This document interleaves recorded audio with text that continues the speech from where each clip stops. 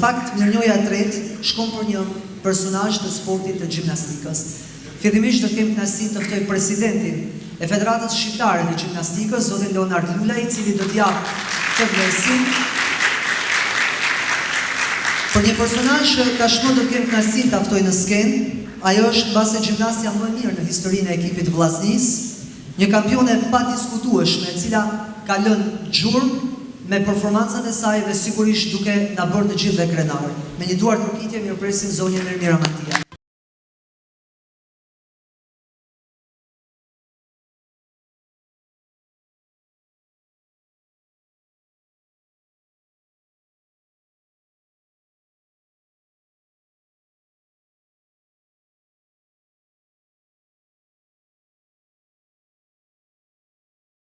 Dashur miq të sportit, jam me një shumë i nderuar që i napim këtë vlerësim një ikonë gjimnastikës shkodrane dhe shqiptare, Mira Mandia, e cila ka përfaqësuar me dinjitet sportin e gjimnastikës në arenën kombëtare e ndërkombëtare, mjeshtre e sportit.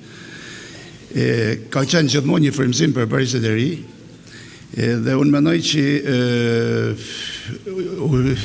kërkoj edhe i fije ndjesë, jemi kujtu i fije vonë për vlerësimet e mirës, kështu që edhe i falenderoj dhe gjerën që janë një komon alarmin veshjen e presidentave që të bëjmë vlerësimin e gjithë atyre që kanë kontribu në të gjitha sportet.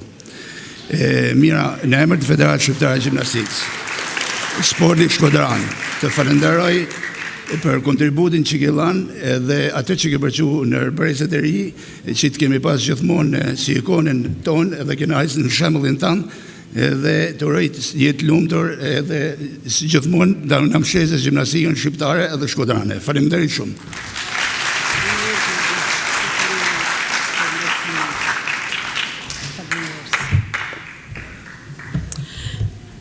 Mirëmbrëma gjithëve.